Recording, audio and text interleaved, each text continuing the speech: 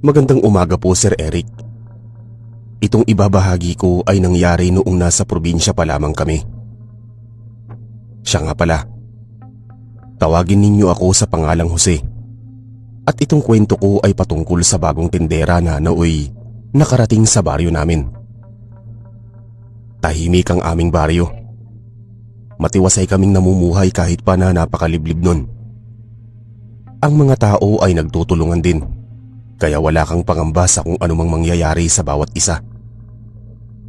Palibhasa kasi, magkakilala ang mga tao at halos magkamag-anak na rin. Iisang bagay lang noon ang naging problema ng bawat isa. Yun ay ang kawalan ng tindahan sa aming baryo. Kapag may binabalak kaming bilhin, kinakailangan pa naming maglakad patungo sa bayan. O kung hindi man, ay sa kabilang baryo kung saan mayroong tindahan. Kaya ganoon na lamang ang aming tuwa noon nang may isang dayo na nanirahan sa aming baryo at nagdesisyon na magtayo ng tindahan. Itago na lang natin siya sa pangalang Aling Sonia. Noong mga panahong yon, pagkarating ni Aling Sonia sa aming baryo, medyo may katandaan na siya. Sa aking palagay mga nasa edad 60 na siya. Medyo mahina nga siya noon, pero mag-isa lang siyang namumuhay. Maraming mga binibenta si Aling Sonia noon, maliban sa mga asin, bawang at luya. Wala namang nakaisip ng masama sa matandang tindera, dahil na rin siguro mas naisip ng mga taga-amin na isa siyang solusyon sa kanilang mga problema. Kadalasan din siyang tinatanong kung saan siya nagmula, pero ang tanging sambit niya sa mga tao ay malayo ang kanyang pinagmulang probinsya. Inilarawan na lamang niya ang mga bagay na makikita roon. Sa halip na sabihin ng diretso ang kanyang pinagmulan, hindi naman siya pinag-isipan ng masama ng mga tao, sa kadahilan ng baka nagiging ulyanin na rin siya noong mga panahong yon. Isang araw pinag-utos sa akin ng aking ina na bumili ng pwedeng maiulam sa tindahan ni Aling Sonia. Ayon sa kanya, ako na lang ang bahala dahil wala rin naman kaming alam kung ano ang laman ng tindahan ng aling yon. Tatanggi pa sana ako noon pero wala kaming maiulam sa gabing yon kung hindi ako aalis. Alangan naman na ang mga kapatid ko ang uutusan ng aking mga magulang dahil maliliit pa sila. Medyo malapit nang dumilim. Nagmadali ako sa pagtungo doon. Dala-dala ko ang isang sulo at ang itak na magagamit ko bilang pangproteksyon sa kahit anong panganib sa daan. Habang naglalakad patungo sa tindahan ni Aling Concha, agad kong napansin ang tahimik na paligid. Dahil doon kung anong espekulasyon na ang namumuo sa aking utak noong mga sandaling yun. Ilang beses pa akong napalingon dahil baka may nakasunod sa akin pero wala naman. Napabuntong hininga na lang ako at tinataga ng aking loob ng mga panahong yun. Naisip kong kung may haharang sa akin, tatakbo na lang ako ng mabilis para makatakas. O kung hindi man, lalaban ako dahil may dala naman akong itak. Nasa kalagitnaan na ako ng aking paglalakad nang mapaisip ako kung bakit hindi man lang nagbibenta ng asin, bawang at luya si Aling Sonia. Gayong alam naman ng lahat na isa yun sa kadalasang hinahanap ng mga tao dahil ginagamit din yun sa mga madalas na niluluto. Noong mga panahong yun, naisipan kong itanong yun sa matandang Ali. Noong matanaw ko na ang tindahan ni Aling Sonia, biglaan akong nakaramdam ng hindi maipaliwanag na kaba. Parang may kung anong nag-uutos sa akin noon na wag nang tumuloy. Subalit dahil alam kong mapapagalitan ako kung hindi ako bibili, mas magagalit ang aking mga magulang sa akin. Isa pa sa bagay na naiisip ko noon, kapag titigil ako paniguradong mas gagabihin ako sa daanan. Dahil dito, mas binilisan ko pa ang aking paglalakad hanggang sa makarating ako sa tapat ng tindahan ni Aling Sonia. Isinantabi ko kung ano man ang laman ng aking isipan ng mga panahong yon. Tinawag ko siya ng ilang beses subalit makaraan ng ilang sandali, wala ni isang taong sumagot sa akin. Sinubukan ko pang lakasan ang tinig ko habang panay ang silip maging sa harapan ng kanyang bahay. Subalit na kahit ganoon ang aking ginawa, wala pa ring sumasagot sa akin. May lampara naman sa loob ng tindahan noon, kaya alam kong mayroong tao doon. Nagtaka ako at natahimik ng mga sandaling yun. Nakiramdam ako sa paligid dahil may naririnig na naman akong ingay sa hindi ko matukoy na pinagmulan. Noong lumaon, nawari kong mula sa likod bahay ni Aling Sonia ang ingay. Naisip ko noon na baka hindi niya ako narinig dahil may kung ano siyang ginagawa doon. Dahil doon nagpasya ako na maglakad patungo sa likod bahay ng matandang tindera. Wala pa akong nararamdamang pag-aalinlangan noon dahil naisip kong baka saglit lamang siya roon at magkakasalubong naman kami dahil nilakasan ko na ang aking pagtawag. Habang naglalakad, nakaramdam ako ng kakaibang kaba. Pinagpapawisan ako ng gamonggo at parang may pumipigil na naman sa akin. Subalit dahil nais kong makabili kaagad, nagmadali akong maglakad patungo sa likod bahay niya. Saktong pagkarating ko roon, nakita ko siyang nakaupong palaka at parang may kung anong ginagawa. Hindi ko alam kung bakit parang umurong ang dila ko at hindi ko magawa ang makapagsalita. Sa halip na tawagin niya, hindi ko na nagawa at nanatili ako sa ganoong kalagayan. Pinagmasdan ko siya habang may kung ano siyang ginagawa. Walang ano-ano, nakita kong may kung ano siyang ipinahid sa kanyang mga braso. Subalit nang medyo napansin kong parang kaya ko na ang magsalita, doon ko siya tinawag. Sa unang pagtawag ko sa kanya ay agad siyang napalingon sa akin. Subalit hindi siya tumitig sa akin ng diretso, sa halip nakayuko siya noon at parang ayaw niyang makita ko ang kanyang mga mata. Sinabi ko sa kanya ang aking pakay at nang marinig niya yon, sinabihan niya ako na hintayin na lamang siya sa harapan ng kanyang tindahan. Napatango ako noon sa kanya at bumalik. Minabuti kong maupo sa tapat ng tindahan niya at pagkalipas ng ilang minuto, pumasok siya roon at tinanong niya ako kung ano ang aking bibilhin. Kung ano-anong bagay ang nasa isipan ko noong mga panahong yon, kaya hindi ako nakasagot kaagad sa kanya. Gulat na gulat pa ako noon dahil sa pagiging garalgal ng kanyang boses. Nang mapansin naman na niya na medyo nagulat ako, napaubo siya. At noong magsimula na siyang magsalita at naging normal na rin ang kanyang tinig, sinabi ko sa kanya ang aking bibilhin at agad niyang iniabot yon sa akin. Hanggang sa mga panahong yun, hindi pa rin siya nakatitig sa akin ng diretso.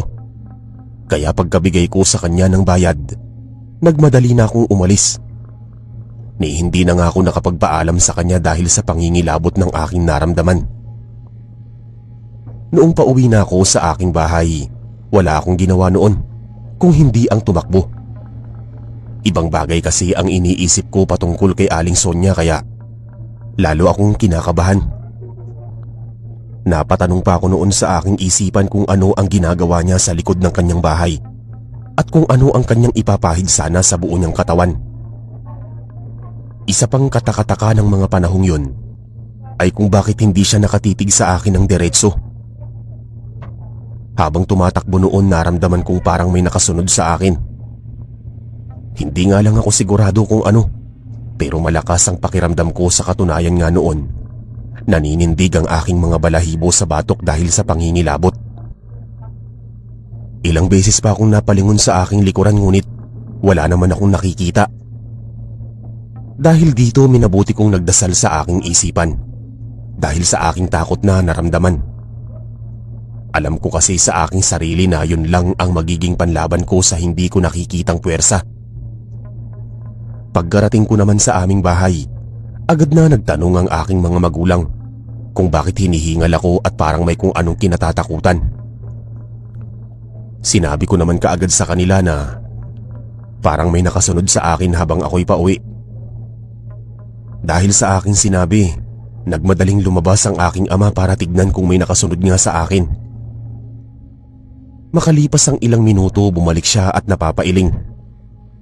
Sinabi na lamang niya na baka pakiramdam ko lang yun dahil natatakot ako. Lalo pa at madilim na ang paligid noon. Nang mga sandaling yun, tinanong ako ng aking ina kung bakit ako medyo natagalan sa pagbili sa tindahan ni Aling Sonia. Agad kong pinaliwanag sa kanila ang mga pangyayari at ibinahagi ang karanasan ko sa pagtungo sa likod bahay ng naturang tindera. Nagkatinginan naman kaagad ang aking mga magulang at sinabi nilang baka nagkataon lang na may kung anong ginagawa ang naturang ale sa likod bahay niya. Dahil doon sinabi kong hindi tumitig sa akin si Aling Sonia hanggang sa bumili na ako sa kanya at sa pag-abot ng aking bayad. Dagdag ko pa may kung anong kakaiba roon na hindi ko matukoy kung ano. Matapos kong sabihin yun, parehong natahimik ang aking mga magulang. Dahil dito nagtanong ako sa kanila kung ano ang problema at mas lalo akong kinilabutan dahil sa kanilang sinabi. Binalaan nila ako na wag na raw bibili sa naturang ali kapag madilim na dahil baka kung ano pa ang mangyayari sa akin. Nagtaka naman ako kaya naisipan kong agad na magtanong sa kanila kung ano ang problema. Noong una medyo nag-aalangan pang magkwento ang aking mga magulang. Subalit nang lumaon naman, nagsalita na si nanay. Kung hindi kami nagkakamali, isang aswang si Sonia. At ang ginawa niya sa likod bahay niya ay marahil magiging aswang na sana siya. Baka magpapalit siya ng kanyang anyo noong mga sandaling yun. Subalit nagawa mong antalain ang kanyang ritual na ginagawa, kaya hindi siya tuluyang naging aswang. Wika niya. Sinabi ko sa aking ama noon ang isa sa nahalata ko sa ali. At ang sabi niya ay baka namumula raw ang mga mata nun, kaya hindi siya makatitig sa akin. Dagdag pa niya matagal na raw na may kutob ang mga taga-nayon sa naturang ali, pero hindi nga lang napapatunayan at walang ebidensyang aswang siya. Mabuti na nga lang daw at hindi niya ako napag-interesan dahil kung nagkataon, baka hindi raw ako nakauwi noon. Sobrang takot ang aking naramdaman ng mga panahong yun. Dahil sa aking nalaman parang ayaw ko nang bumili sa tindahan ng aling yun dahil baka totoong aswang siya. Subalit dahil yun lamang ang nag-iisang tindahan sa aming baryo, wala akong nagawa. Alam ko kasing anumang oras uutusan ako ng aking mga magulang. Naisip ko na lang noon ang sinabi ng aking mga magulang na hindi dapat ako bumili sa tindahan ni Aling Sonia kapag sasapit na ang gabi. Lalo kasi akong nakakaramdam ng takot kapag naiimahin na kung bibili ako sa tindahan niya kapag madilim na. Alam ko kasi na malaki ang tsansang may gawing masama ang ali sa akin, lalo pa at walang gaanong tao ang dumadaan sa tapat ng kanyang tindahan. Naghapunan na nga kami noon at pagkatapos naming kumain, nagpasya na kaming magpahinga. Noong mga panahong yon ay agad na nakatulog ang aking mga magulang at kapatid. Subalit ako kahit na ano ang aking gawin ay hindi ko magawang makatulog. Hanggang sa mga oras na yon kasi ay ramdam na ramdam ko ang takot at kapag pinipikit ko ang aking mga mata, nakikita ko ang senaryo sa likod bahay ni Aling Sonia. Dahil sa kung anumang iniisip ko ng gabing yon bandang 3:00 na ng madaling araw ako nakatulog. Wala akong nagawa noon dahil baka kapag pinilit ko ang matulog noon, baka binangungot pa ako.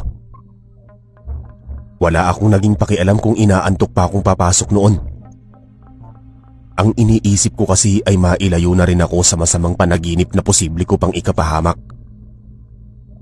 Nagising naman ako noon bago mag 7:00 ng umaga, kaya nagawa ko pa ang makapunta sa paaaralan. Hindi na nga lang ako naligo noon para hindi ako tuluyang mahuli sa klase namin. Alam ko kasi na pagagalitan ako ng aming guro kung nagkataon. Habang naglalakad noon ay madadaanan ko ang bahay ni Aling Sonia.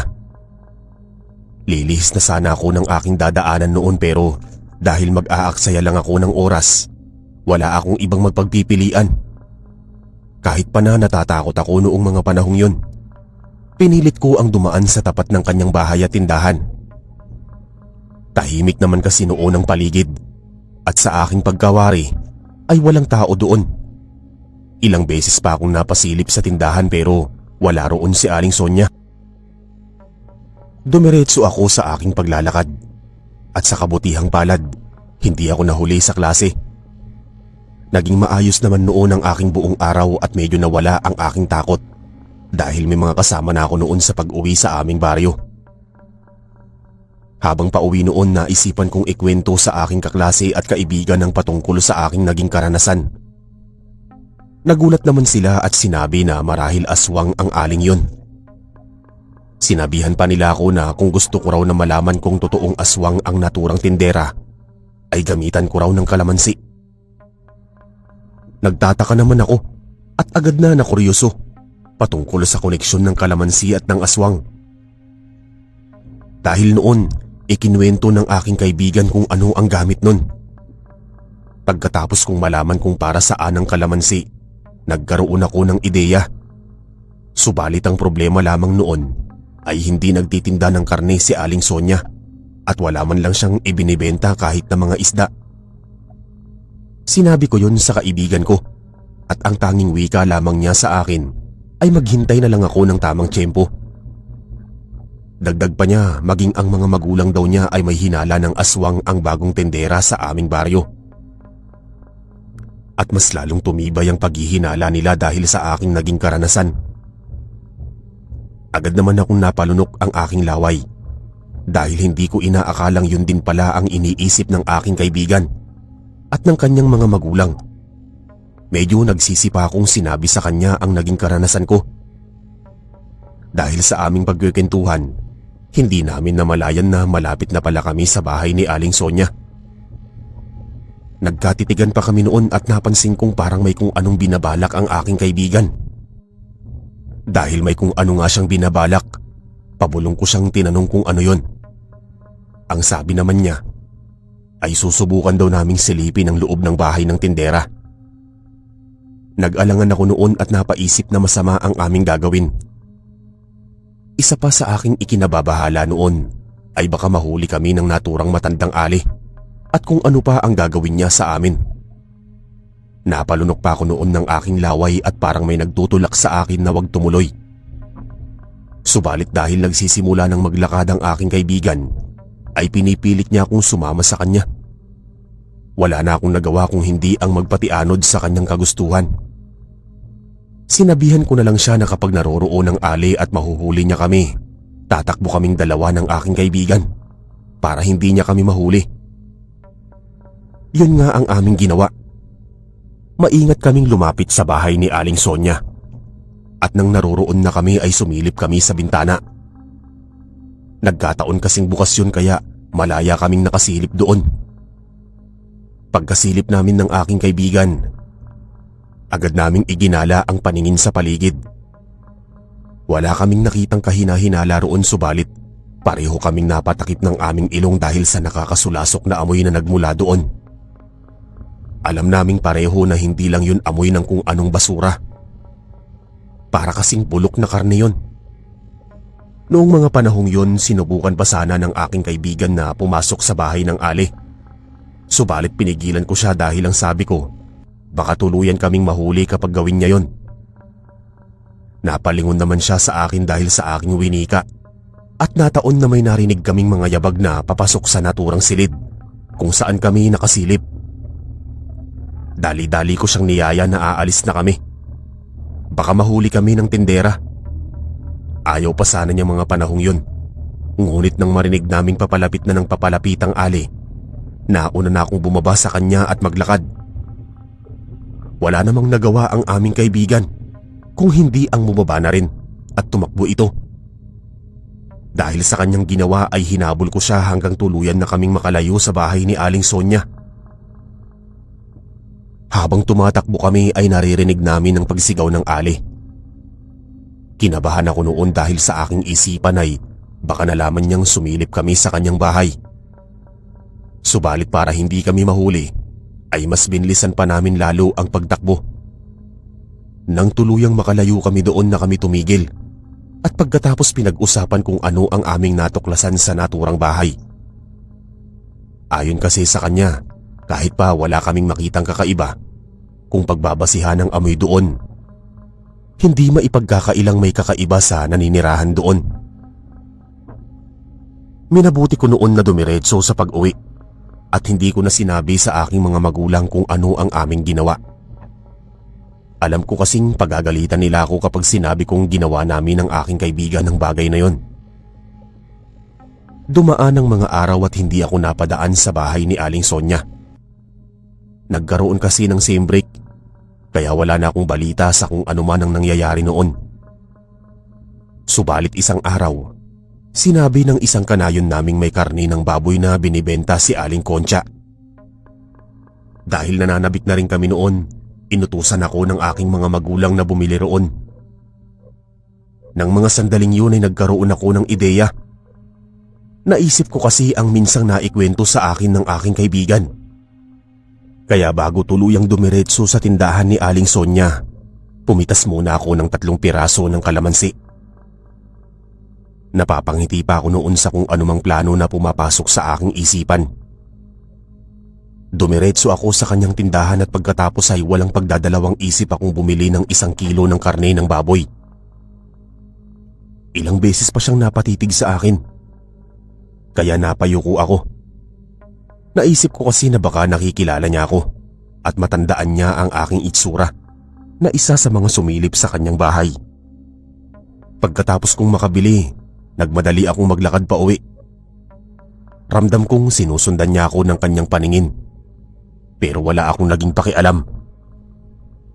Mas lalo ko pang binilisan ang aking paglalakad hanggang sa alam kong hindi na niya ako matatanaw. Nang mga panahong yun, saglit akong tumigil at pagkatapos ay kinuha ang 3 piraso ng kalamansi na napitas ko. Dahil wala akong patalim na pwedeng gamitin, napagpasyahan kong balatan yun sa kapigaan sa karne. Walang pagdadalawang isip kong binalata ng 3 kalamansi at pagkatapos ang lahat ng mga yun ay ipiniga ko sa karne. Hanggang sa makita kong tumutulo na ang katas nito. Nag-aabang ako ng ilang sandali at umaasa na magbabago ang itsura ng karne na binili ko. Iniisip ko noon na maging katakot-takot ang itsura nun, kagaya ng ikinuwento sa akin ng aking kaibigan at ng mga napapanood ko sa TV. Napapabuntong hininga pa ako noon dahil sa pananabik na makita yon. Kahit pa na alam kong nandidiri ako, naisip ko kasi na isa yon sa magiging patunay na aswang nga ang tinderang si Aling Sonya. Subalit kahit makalipas ang ilang minuto, walang pagbabago sa anyo nito. Dismayado ako at alam ko kung mapapansin ng aking mga magulang na pinigaan ko ng kalamansi ang karning ipinabili nila sa akin. Tiyak na magagalit sila sa akin. Sa gitna ng aking pag-aalala, naisip ko na mas malaking problema kung itatapon ko lamang ang karne. Baka lalo pa nila akong pagalitan. O ang masama pa roon, baka parusa ang aking aabutin kay tatay. Sa huli, napagpasyahan kong linisin na lang ito ng mabuti at kunin ang mga buto roon ng kalamansi. Umaasa rin ako na sana ay hindi nila mapapansin ang aking ginawa. Nagpasya akong diretso na lamang sa bahay at magkunwaring wala akong ginawang iba. Alam ko kasing maamoy nila yon. Pero kung mag-uusisa naman ang aking mga magulang ay sasabihin ko sa kanila na baka si Aling Sonya ang may gawa nun sa karne. Pagdating sa aming tahanan, agad kong tinawag ang aking mga magulang at sinabi na nakabili na ako ng karne ng baboy kay Aling Sonya. Nakangiti pa ako noon at nakakaramdam ng pananabik dahil nakakatikim na naman ako ng karne ng baboy. Pagkarinig ni nanay ng aking sinabi, kumuha siya kaagad ng mangkok at inilapag yun sa mesa. Sinabi niya sa akin na ako na lang ang magsasalin ng karne kaya napatango ako sa kanyang sinabi. Nagmadali akong lumapit sa mesa kung saan niya nilapag ang mangkok at agad kong iniangat ang supot na dala ko. Subalit nung mga panahong yun, lahat kaming nakaharap sa mesa kung saan nakalapag ang mangkok ay napatakip ng aming ilong. Sakto kasing pagkasalin ko ng karne mula sa supot, biglaan din ang pag-alingasaw nun.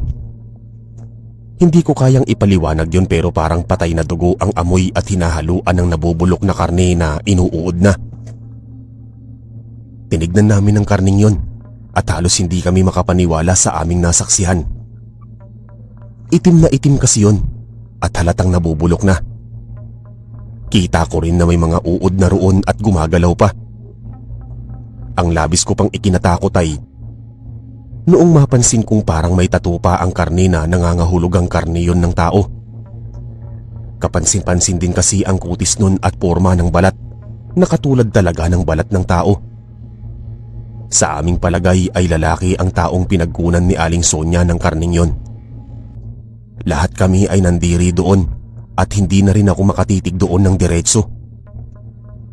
Noong mismong panahong yun, inamin ko ang aking ginawang pagpiga ng kalamansi sa karne. Sa halip na pagalitan noon ay nagpasalamat pa ang aking mga magulang dahil sa aking ginawa. Ayon sa kanila, kung hindi ko raw ginawa yon, ay baka karne pa ng tao ang magiging hapunan namin. Ang malala pa doon ay baka mahawa kami ng pagkaaswang ni Aling Sonia. Kahit paano ay nawala ang kabang nararamdaman ko dahil hindi ako pinagalitan ng aking mga magulang dahil sa aking ginawa. Napamura ang aking ama at agad ding nagsabi na pupuntahan niya si Aling Sonia at kukumprontahin kung bakit niya nagawa ang ganoong bagay. Ngunit pinigilan siya ng aking ina at sinabing hayaan na lamang ang Ali dahil baka mas lumala pa ang sitwasyon kung magkataon. Dagdag pa ni nanay, kung talagang aswang si Aling Sonia, ibig sabihin may kakayahan siyang manakit sa mga tao, kaya mas mainam na hayaan na lamang ito. Ang mahalaga raw, sabi ni nanay, walang nasaktan sa amin at hindi ako pinagkainteresan ng naturang tindera. Napatahimik na lamang ang aking ama at sa halip na ipagpatuloy ang plano niyang pagsugod sa tindera, nagpasya siyang ilibing ang karne ng baboy na nabili ko sa likod ng aming bahay. Kinilabutan kaming lahat ng gabing yun. Sa halip na mag-ulam kami ng adobong baboy ng gabing yun, nagtiis kami sa pag-ulam ng kamatis na may toyo at asin. Matapos ang ilang araw, marahil ay napansin ni Aling Sonia ang posibleng pagkalat ng kanyang lihim sa buong baryo namin.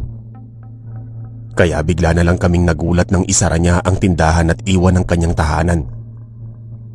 Walang may alam kung saan siya pupunta o kung babalik pa ba siya sa aming baryo noong mga panahong yun. Nangamba pa kami na baka may kung ano siyang binabalak laban sa amin at magugulat na lamang kami na kung totoo man siyang aswang, baka aatake siya sa aming baryo. Ilang buwan, taon na ang dumaan, ay wala ng taong bumalik sa naturang bahay at tindahan. Nang lumaon ay kinuha ng mga taga-nayo ng mga kahoy na ginamit sa bahay niya at ginawa na lamang ng mga panggatong. Naging bantog na rin kasi ang tinderang yun na isang aswang. Hindi lamang kasi ako ang nagpiga ng kalamansi sa nabiling karne, kung hindi may iba pang mga kabaryo namin. May mga nasa 3 kabaryo kami ang nagpiga rin ng kalamansi at napag-alamang karne ng tao pala ang kanyang binibenta. Marahil ay natakot siya kung ano man ang gagawin sa kanya ng mga kabaryo namin. Matapos malaman kung ano ang totoo niyang pagkatao, alam kasi niyang malaki ang posibilidad na patayin siya ng mga kanayon pagkatapos ng kanyang ginawang panloloko sa mga tao. Sa paglipas ng panahon, unti-unti nang dumami ang mga tindahan sa aming nayon.